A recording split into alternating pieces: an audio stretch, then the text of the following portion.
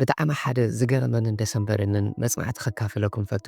ነዚ መጽናዕቲ ዘካየደ ሰብ ዶክተር ሚካኤል ባሪ ዝተባህለ The Forgiveness Project ትበሃል መጽሓፍ ዝጸሓፈ ዓብ ናይ ካንሰር ዶክተር እዩ። እዚ ዶክተር እዚ ኣብ መጽናዕቱ ድማ 61% ካንሰር ካብ ዝሓዞም ሰባት ይቕረ ናይ ዘይምባል ወይ ድማ ቂም ናይ መሓዝ ዓብ ሽግር እዩ ዘለዎም እዩ ዝብል ብጣዕሚ እዩ ሰንቢድኒ እዚ ነገር እዚ ከመይ ድዩ ምስ ካንሰር ክትሓዝ ዝኽእል ምስ ካልኦት ሕማማት እውን ክትሓዝ ዝኽእል ኢለ ከጥንዕ ምስ ጀመርኩ ክፈታትሽ ምስ ጀመርኩ ድማ ወሳኒ ዝኾነ ነገር ረኺበ ነዘን ሰለስተ ቀጢልና ንሪእን መርዝታት ካብ ኣእምሮና እንተ ደኣ ክነራግፈን ክኢልና ድማ ዝሓሸ ሂወት ጥራይ ዘይኮነ ዝሓሸ ጥዕና እውን ክንውንን ኢና።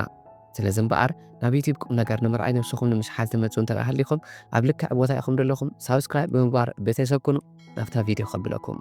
ነዚ ነገር እዚ ምስ ሰማዕኩ ዝተወሰኑ ነገራት ክሓትት ብተወሰኑ ነገራት ከንብብ ክገላበጥ ምስ ጀመርኩ ለካ ንነብሰይ ባዕለየ ዝቐትላ ነይረ ለካ ንነብሰይ መርዚ እየ ደስትያ ነይረ ኢለ ነዘን ነገራት እዚአን ንኽገድፈን ንዓን ገዲፈ ድማ ዝሓሸ ጥዕና ዝሓሸ ሰላም ክረክብን እየ ክኢለ እዘን ነገራት እዚአን ንዓይ ስለ ዝጠቐማን ድማ ንዓኹም እውን ከካፍለኩም ኣለኒ ብምባል ኣሕዋተይ ናባኹም ደብለን ዘለኹ። ቅድሚ ግን ሓንቲ ነገር ሓደራ ክብለኩም ኣሕዋተይ ሳብስክራይብ ገይሮም ካብ ዝምልከቱ ሳብስክራይብ ከይገበሩ ዝምልከቱ ሰባት በዚሕ ይብለና ደሎ ዩቲብ ንዓኹም ዘይተሃሲ ንዓና ግን ወሳኒት ዝኾነት ኣገልግሎትና ናብ ካልኦት ሰባት ናብ ካልኦት ደለይቲ ለውጢ ንኽነባፅሕ ኣዝያ ስለትሕግዘና ሳብስክራይብ ብምግባር ቤተሰብ ኩኑ ኢኹም። ናፍታ ቪድዮ ከብለኩም እምበኣርከስ እታ ቀዳመይቲ ከነቋርፃ ዘለና ከነወግዳ ዘለና መርዝ እንታይ እንተ ደኣልኩምኒ ቂም መሓዝ እዩ። ቀሊል ክመስለና ክእል እዩ ቅሬታ ምግባር ማዕረ ክንደይ ኣብ ሂወትና ጥራይ ደይኮነ ኣብ ጥዕናና ግን እጃም ኣለዎ ክንፈልጥ እንተ ደኣ ክኢልና ይቕረ ምባል መድሓኒት እዩ። እቲ ምንታይሲ ከምዛ ኣቐዲሞ ክነግረኩም ዝፀናሕኩ ኣብዚ መጽናዕቲ እዚ 61% ካብቶም ካንሰር ዝሓዞም ሰባት ይቕረ ናይ ዘይምባል ሽግር ኣለዎም እዩ ክበሃል እንከሎ እንታይ ማለት እዩ? ከመይ ኢሉ ኢኹም ክኸውን ክኢሉ ኢለ ድማ ክርኢ ምስ ጀመርኩ ከፅንዕ ምስ ጀመርኩ ድማ ሓደ ወሳኒ ነገር ረኺበ። ንምንታይ እንተ ደኣልኩምኒ ቂም ኣብ ኣእምሮና ሒዝና እንተ ደኣ ሃሊና ሕነ መፍዳይ ይኹን ቂም ይኹን ኣብ ኣእምሮና እንተ ደኣ ሃልዩ ኣብ ሰውነትና ኮርቲዞል ዝበሃል ሆርሞን እዩ ድንዛዕ። እዚ ኮርቲዞል ዝበሃል ሆርሞን ድማ ሙሉእ ብሙሉእ ሰውነትና ድዕኑ ጥዕናና ድዕኑ ሂወትና ድዕኑ እንታይ ይገብር እንተ ደኣልኩምኒ ድማ ብጣዕሚ እዩ ዘገርመኩም ኣሕዋት ደም ዝሕ የምፅእ ሽኮራ የምፅእ ኮሌስትሮል የምፅእ ከምኡውን ፔፕቲክ ኣልሰር ወይ ከዓ ናይ ማዓናጡን ናይ ጨጎራን ችግራት የምፅእ ጨዋዳታትና ይጨባብጥ እንታይ ከ ዘይገብረና ዕምርና የሕፅር ዘይድለ ዓይነት ግጭፊ ንኽንሕዝ ዕምርና ብዘይድለ ዓይነት ብዘይኮነ ዓይነት ምኽንያት ንኽንወድእ እዩ ዝገብረና ብጣዕሚ ሓደገኛ ዝኾነ ሆርሞን እዩ። እዚ ሆርሞን እዚ ድምንጩ ከዓኒ ካብ ምንታይ እንተ ደኣልኩምኒ ዝዓበየ ምንጩ ቂም እዩ። ይቕረ ንዘይምባል እዩ። ይቕረ ክትብል ከለኻ ንኻልእ ሰብ ኮይኑ ደኣ ይስምዐና እምበር ንዓና እዩ። ንምንታይ እንተ ደኣልኩምኒ እቲ መርዚ ንሕና እንዳሰተናዮ ካልኦት ሰባት ኢና ክመቱ ንፅበ ኣለና ግን ከምኡ ኣይኮነን። እቲ መርዚ ኣነ ድሰትዮ እንተ ደኣ ሃልየ እዞም ኩሎም ሕማማት ኣነ እየ ክሽከሞም። ስለዚ ይቕሬታ ንምባል እኳ ይኸብደና ወላ እኳ እንተሃለወ ግን ኣሕዋት ሓደራ እቲ ዝኸበደ እቲ ዝኸፍአ ነገር ክንርድኦ ዘለና እዞም ሕማማት እዚኦም ይደሸክመና ደሎ ይቕረ ዘይምባልና ወይ ቂም ኣብ ኣእምሮና ምሓዝና ሓደገኛ ነገር እዩ። ብጣዕሚ ሓደ ኣዝዩ ዝገረመኒ ታሪክ ክነግረኩም ኮሪ ቴን ቦም ትበሃል እዛ ሰብ እዚኣ ብጣዕሚ ኣዝያ ብልፅቲ ሰብ እያ። ኣብቲ ጫካን ዝነበረ ናይ ናዚ ስርዓት ዝነበረት እንደገና ድማ ካብቶም ግዳይ ዝኾነት ኣብቲ ናይ ናዚ ስርዓት ዝነበረ ኮንሰንትሬሽን ካምፕ ናብቲ ኮንሰንትሬሽን ካምፕ ዝተወሰደት ኣዝዩ ሕማቕ ሂወት ዝረኣየት ሰብ እያ። ክገርመኩም ኣብቲ ሽዑ ሰዓት ነቶም ኣይሁዳውያን ዝነበሩ ሽዑ ሰዓት ይሃድንዎም ስለ ዝነበሩ እቶም ናዚ እንታይ ትገብር ነይራ ተሓብኦም እያ ነይራ እንዳሓበአት ነቶም መንእሰያት ብፍላይ ድኾኑ እንዳሓበአት ምስ ሓፍታ ምስ ኣቦኣ እንዳኾነ ተሓብኦም ካብቶም ናይ ናዚ ወታደራት ከዓኒ ንኸምሉጥ እያ ትሕግዝ ነይራ። ብዙሓት ክሳብ 800 ልዕል ኢሉ ዝኾኑ ሰባት ንኻህድም እያ ገይራ ድኾነ ሰዓት ግን ይረኽብዋ ምስ ረኸብዋ ድማ ንዓኣ ነቦኣ ንሓፍታ ናብቲ ኮንሰንትሬሽን ካምፕ ይወስዶም ኣቦኣ ኦልሞስት 10 መዓልታት ከይገበረ ይሞቱ እሞ ብድሕሪ ግን ንሳን ሓፍታን ናብቲ ጭካነ ዝመልኦ ብጣዕሚ ጨካን ዝኾነ ስርዓት ናዚ ዝጥቀመሉ ዝነበረ እስር ቤት ናብኡ ይኸዳ ናብኡ ምስ ከዳ ብጣዕሚ ሕማቕ ነገራት እየን ደጓንፎን ነይረን ዕርቃነን ወጥን ኣብቲ ደገ ንኽኸዳ ገብሮን ብዙሕ ሕማቕ ነገራት እዮም ዝገብሮን ነይሮም። እንደገና ድማ ብኣእምሮኻ እውን ክትስእሎ ዘይትኽእል ትንፋሰን ክሳብ ዳሓፀለን ሕማቕ ጋዝ እዮም ዘሸትትዎን መዓት ነገራት እዮም ዝገብሮን ነይሮም። በዚ ስቃይ እዚ ድማ ሓፍታ ዝኾነ ሰዓት ተሓምም እሞ ብፍላይ ብጥሜት ከዓኒ ትመውት። እዚ ብፍላይ ነዛ ነገር እዚኣ ዝገብረን ከዓኒ ሓደ ጋርድ ነይሩ ኣብኡ ሓደ ፖሊስ ነይሩ ኣብቲ ካምፕቲ ክገርመኩም እዛ ሰብ እዚኣ ከምዚ ዓይነት ጭካነ እንዳሓለፈትን ከላ ናይ ሞት ፍርዲ ይፍረዳ። ልክዕ ኣብታ ናይ ሞት ፍርዲ ተፈሪዳታ ዝተወሰነ መዓልታት ክተርፋ እንከሎ ግን ብተኣምር ትብልሳ ካብቲ ኮንሰንትሬሽን ካምፕ ክትልቀቕ ክኢላ ወይ ክትወፅእ ክኢላ بدحري خاب مسمتات بزعبة يقريتها ويك أنا يقريتها من بريء قينا أقعد أنا خوينا حدا وان بزعبة يقريتها عندما هارت كلا حدا سب لك تما مهيرة مسودت حدا سب فيز نفيتا تقع عايزنا بأي متى كما تسأل كله خطرين كلها بقدر تفولت أخويني سمعة أزي سبزي أتعرفت concentration camp دسابة يا دنبرة ننا يموت حفتاون عب إجام دتتعاطن حفتا دقتلن سبي بس إذا ما إيدو سرد أبيلو سلام كبلان تبلا بتعمي كتجنق تجمر كان هي لي سلام كل الناس سبز تبل جند اللو حيل أخاقيبا كتمهرو لزان حد ما بزعبا يقري تاسل دخونه إذا سرد أبيلا ولا كازو كل نجارات حما أنت كبركاني بك أنا عايك تعملني يقريتها إلى الكان لو كتولمو دحري ما نمر ما يقريتها خوينا نزل علم دا تذكرت تنبر على خجرمكم كاب عفنا ترأتي يقريتها تخوت كيلو نزل بدل الناس ولا يكون قدوفهم ونحنا بدلنا نزل بدل الناس ولا يكون دهولا بينا يقريتها نبار ويرخب بينا إذا نتنحما أنا قرأت غير كان ندي قلنا عايك تعملني زغل الحمامات كشي كم سنة زي اللي يقري للكا اللهم مبات مدهانيتو أنا كم تدن نجار ناون يدقورو نجار يفلتون مو يقرأ قول بلا يكون اللي كل جزء بقول له هيمانوتات ما يقريتها بتعم يدسبخ بمحرة خنت كوي دن نجارنا تلاقي حد راخم أحباتي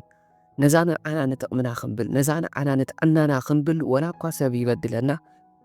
يقرأ مبال كن اللي ما ملكن كلالنا مرزق عمستا تتو كنابل كن كلالنا ترى كوين زون كلهم خوات نمنتا إني شكمو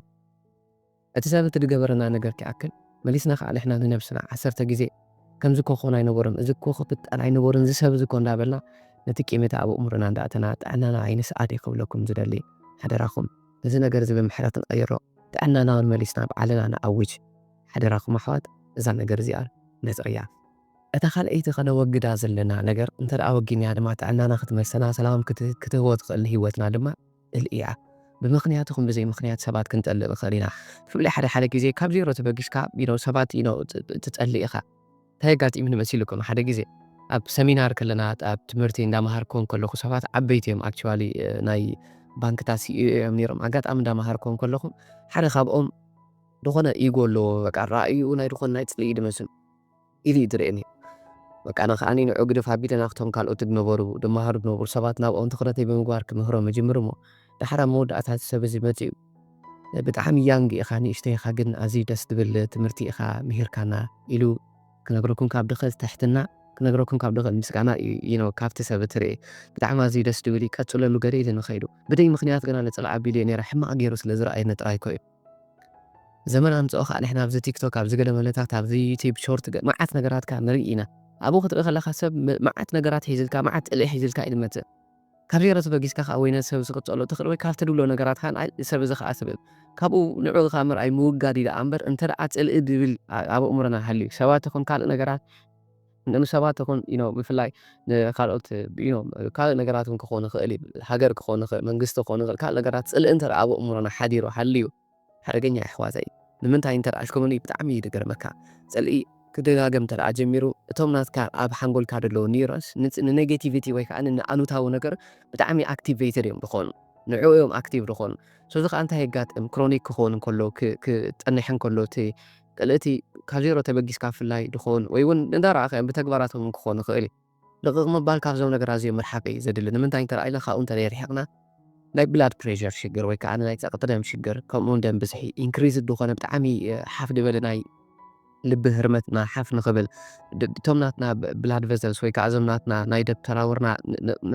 نخ عنو كمون ستروك نخ قاتمنا يتقبر غير مكان تعمسا دسم بدنا دريزي سرو تايم مالتي مسجيزي كوم يتقبر ستروك عال فرق نفسنا كلم مسدق لي اتناتنا إيمينيتي نخ داخل حمام نايم كل خال عقمنا نخ داخل يتقبر دعمي دغر مكان مخنياتو زنتا انتر ايكومني is dangerous أبو أمورنا حنقولنا دفت أرنت راسل زي نردعينا أمرنا بتقلنا كار نقرات رأتو بتعمي كبيت نقري so حقوس نخيس معك سلام نخيس معك حزن نخيس معك ديك أسكا نخربا بشي دقبر is dangerous بتعم حرقنياي سلازم أنا قارج أطرايد لنا حواتي نخل نقر بسلام مسعر نخل نقر بفقر مسعر كأني فتعرون كافتر نقرنا نقراتي مو حدا راخون اللي كاب زهبونا نقرات نرحر بكاب زيرو تبقيسنا نسا باينس عبدو السوشيال ميديا سأل نفلاتو سأل مردو معات الإيز نزح مرز نزح بزح سبي قالو كان قبلو من قديتا يكونن أي إذا سبب زخا كان بلا يكونن دلنا تايدا أدفع أبيلك خافت سبت مرحبي زحيش ንምንታይ ጥዕናና ኣዝዩ ስለ ዘገድሰና እታ ሳልሰይቲ ክንወግዳ ዘለና ቀላል ትመስል ግክዓ ከቢድ ዕንወት ኣብ ሂወትና ተብፅሕ ደላ ድማ እንያ ምቕናእ ቀሊል ነገር ክመስለና ክእል ኾኒ ግን ኣብ ሓንቲ ጆርናል ላይ ዓዲ እንግሊዝ ድረኣኹ ኔቸር ትብል ጆርናል ታይ ድብል ኣብ መጽናዕቲ ርኢ መሲልኩም እንተ ደኣ ኢንቫ ሃልዩ ወይ ከዓኒ እንተ ደኣ ቅንእ ሃልዩ ኣብ ሓንጎልና ኣክቲቬት ዝገብሮ ፔይን ሰንተር ኣሎ ወይ ከዓ ናይ ቃንዛ ሰንተር ናይ ቃንዛ ማእከል ኣሎ ሰሙር ንኽንቅንዞ ሰላም ንኸይንረክብ ቃንዛታት ንኽስምዐና ይድገብር ብጣዕሚ ኢኻ ትግረም እዚ ንነግረኩም ዘለኹ ብሳይንስ ዝተደገፈ ነገር ይሕዋት ቅንእ ድመፅእካ ካብ ምንታይ ቅንእ ድመፅእኳ ካብ ምውድዳር እዩ ንኣብነት ሓንቲ ሓፍተይ ገዛኣ ፅቡቕ እዩ ቡና ትሰቲ መግባት ትሰርሕ ፅቡቕ ገዛ እዩ ዘለዋ ግን ሃንደበት እንዳማሓዛኣ ተኣደመልኩም እንዳማሓዛኣ ክትከይድ እንከላ ማሓዛኣ እንተረኣየታ ክንዲገለ ቲቪ እዩ ዘለዋ ሳሎና ክትፅብቕ መዓቲ በዚ ዳይኒንግ ቴብል ኣሎ ብዙሕ ነገራት ኣሎ ነዚ ክትርኢ እንከላ ትቐንእ ናብ ገዛኣ ክትምለስ ከላ ምዝ ዝተበለት እታ ገዛኣት እያ ተፅላኣ ተማሙቕ ድኾነት ገዛኣ ታፍቅዱ ዘለዋ ገዛኣ ንምስተባት ምውድዳር ቅንእ እዩ ድህበና እነ ከዓ ናብ ቃንዛ እዩ ደመሪሕ ከም ዝኽነግረኩም ድፅናዕኩም ስለዚ ሓደ ረሕባት ደይ ምውድዳር እዩ ብፍላይ ዘመና እንፅኡ ከዓ እዚ ትሪእዎ ዘለኹም ሶሻል ሚድያ ብቐሊሉ ብዙሕ ነገራትን ክንርኢ ጌርና ኣሎ ናይቲ ሶሻል ሚድያ ዘሎ ነገራት እንዳረኣየ ሰብ ምስ ነፍሲ ይወዳደር ብፍላይ ኣብ ሶሻል ሚድያ እንታይ እዩ እንትረኣይኩምኒ ሰብ ሕማቕ ነገራት ኣይኮነን ኣብ ሶሻል ሚድያ ዘውፅኦ ተፅቡቑ ነገራት ውፅኡ ኢዲት ድኾነ ዓይነት ህይወት ወይ ከዓ ተቐናበረ ህይወት እዩ ኣርትዖት ዝሓለፈሉ ህይወት ይደርኤካ ግን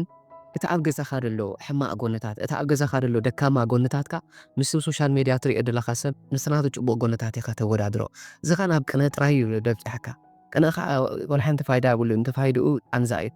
ምስ ነፍስኻ ክትወዳደር ጥራይ ይደለካ ናብ ነፍስኻ ክትምለስ በታ ዘላትካ ምምስጋን በታ ደላትካ ነገር ተመስገን ተበልካ እቲ ዝሓሸ ነገር ምክንያቱ ቅንእ እንተድልና ኣብዚ ኩለኩም ፀናሕኩ ቃንዛታት ይኸእትወና ሓጎስና ይኽሰርቀልና ኣጋጣሚ ኮይኑ ኣብ ኣዲስ ኣበባ ኣብ ዘለናዮ ከዓኒ ብዙሕ ሰብ ፕሮሰስ ኣካይድ እዩ ዝኾነ ሰዓት ኣዕሩኽተይ ነይሮም እንታይ ኣጋጢሙኒ መሲልኩም ፕሮሰስ ክሰልጦ ኩሉ ሓደ ሰብ ከተፋንዎ ትኸይድ ኢኻ መፋነው ግበር ኣብኡ በቃ ብጣዕሚ ወኻዕካዕ ንብል ንስሕቅ ቡን ንሰቲ ኢኻ ከምኡታት ንገብር ነርና ቅድሚ ሕጂ እንታይ ይገብራ ሓደ ቦታ ምስከድና ምስ ሓንቲ ሓፍትና ንኸይድ እሞ ኳዕ ደስ በለኪ ከንዝም ኳዕ ኣበለ ኩላትና ደስ ኢልና እንታይ ይበሃል ጌርና ንኸይድ ንገዛ እንዳተመለስና ከለና ግን ብጣዕሚ ዝገርመኩም ነገር እንታይ ኣጋጢሙ እንተረኣይኮኑ ንሕናስ ክንዲዚ ዓመታት 5-6 ኣነ እኳ ፕሮሰስ የብለይ እቶም ምሳይድ ፕሮሰስ ዘለዎም ሰባት ግን ከምኡ ኢሎም ክዕልሉ ሰሚዐ እዮም ኣነ ብዛ ዓመት 5-6 ዓመት ገይረስ ክስቶ ሰሊጥዋስ ኣነ ኸይሰለጠንን እንዳበለት ምስታ መሓዛኣ ወይ ምስታ ሰብ ክትወዳደር ሰሚዐ ንኣይ ወዝ ሾክድ وحكى خندي خبك أجن منكو أنا أسمر الله مبالي زحيش كلا حكى هاسخا بروسس ديول كخوين أبز عجز سلت سرح كم سلت تجبركو إلى تنقل I don't know نتقمنا إحواتي ስለዚ ናይ ካልኦት ሰባት ሓጎስ በቃ እንኳ ሓጎሰኩም ምባል ኢለ ኣንበር ደድሊና ምስትናቶም ሓጎስ ነትናትና ሓዘን ከምንት እንተራ ንፈቅዶ ብዳሃሊና ኣሕዋተይ ሓደራ ቃንዛና ይነናውሕ ንዓና ድበሎ ፈጣሪ ሒዝልና ኣሎ ንዓና ዝበሎ ነገር ፈጣሪ በቃ እታ ገዛና ንርኣይ ድሓሸ ህይወት ድማ ፈጣሪ ከም ደብዘላ ነመስግን በዚ ነገር እዚ ድማ ነዛ ቅን እዚኣ ክነስተኻኽላ ንኽእል ኢና ምስ ሰባት ብዘይ ምውድዳር ነታ ቂም ድማ ምሕረት ኩሉ ግዜ ትስበኸና ብኩሉ ሃይማኖትና ሞ ሓደራ ኣሕዋት ፈጣሪ ብጣዕሚ ሜርሲፉል ምዃኑ ብመጽሓፍ ቅዱስ ኪድዎ ብቁርኣን ኪድዎ ኣላህ ሜርሲፉል ይበሃል እንተደኣ ርኢኹም ብመጽሓፍ ቅዱስ ፈጣሪ ምሕረት ምዃኑ ቀንዲት ናቱ መምርሒ ነገረና እዩ ስለዚ ንሕና እውን በቃ ምሕረት ንግበር ይቕረ ንበል ብይቕሬታ ንሰዓሩ እቲ ይቕሬታት ንኻልኦት ሰባት ዘይኮነ ዓና እዩ ክጠቕመና ዕናና ኢና ክንምልስ ካብዞም ኩሎም ክብለኩም ዝፀናሕኩም ሕማማት ነፃ ኢና ክንከውን ስለዚ ኣሕዋተይ ልቦና የድልዮ እዚ ነገር እዚ ሞ ይቕሬታ ንግበር ምናልባት ግን ሓንቲ ደይ ነገርኩም ነገር ተረኣ ሃልያ ይቕረ ንብለሉ ሰብ ብኣካል ደይ ክህሉ ክእል እዩ ክትብሉ ንትኽእሉ ኢኹም ብኣካል እንተደይ ሃልዩ ድማ እንታይ ክንገብር ንኽእል ኢና ሳይኮሎጂካሊ ብቃላት ይኹን ብፅሑፍ መንገዲ ይቕሬታ ካባና ክወፅእ እንተደኣ እዩ ካብቲ ኣእምሮናን ካብ ሰውነትናን ካብቲ ናትና ኤነርጂን ይወፅእ ዘሎ ስለዚ እንታይ ንግበር ምናልባት ድበደለና ወላዶ ክህሉ ክእል ይኾን ካልእ ሰብ ክህሉ ይኽእል ይኾን ብኣካል ደይ ክህሉ ክእል ይኾን ግን ድኾነ ቂም ሒዝናሉ እንተደኣ ሃልዩ ደብዳቤ ንፅሓፍ ነዛ ደብዳቤ እዚኣ ፅሒፍና ከምዚ ነቲ ነገራት ጌርካኒ ነርካ ኢኻ ሞ በቃ ግን ኣነ ሰላም ስለደለሊ ንዓይ ክጠቕመኒ ኢለ ይቕረ ኢለልካ ኣለኩ ኢልና ድማ ነዛ ወረቐት እዚኣ ብስምዒት ነቃፅላ ሰላም ድማ ንርከብ ብድሕሪ እዩ ሓደራኹም ኣሕዋተይ ከምዚ ክንገብር ክንክእል ኣለና ነቲ ፅልኢ ንስዕሮ ድማ ብፍቕሪ ፈጣሪ ዝፈጠሮ ሰብ ከነኽብር እንተደኣ ክኢልና ናይ ብሓቂ ኣብ ውሽጥና ፍቕሪ ክስዕር እንተደኣ ክኢሉ ብዝግባእ ድማ ፈጣሪ ምሳናን በኣና ንክሰርሕ ኢና ንፈቅደሉ ዘለና ሞ ሰብ ብሃይማኖቱ ብብሄሩ ብሃገሩ ብዓሌቱ ብካልእ ነገራት ምፍራት ብኡ ምፍቃር ወይ ብኡ ምፅላእ ገዲፍና ነቲ ሰብቲ ሰብ ስለዝኾነ ጥራይ ከዓ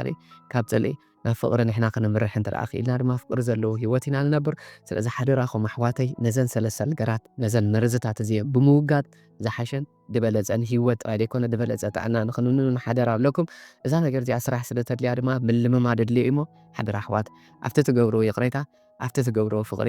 ኣብቲ ትገብርዎ ምስ ነፍስኹም ምስጋና ከኣሊ ፈጣሪ ክሕግዘኩም እንዳተመነኹ ሳብስክራይብ ዘይገበርኩም ሳብስክራይብ ንኽትገብሩ ድማ ሓደራ እንዳበልኩ ብጣዕሚ እየ ደመስክነኩም ኣብ ዘለኹሞ ሰናይ ሰላም ንዓኹም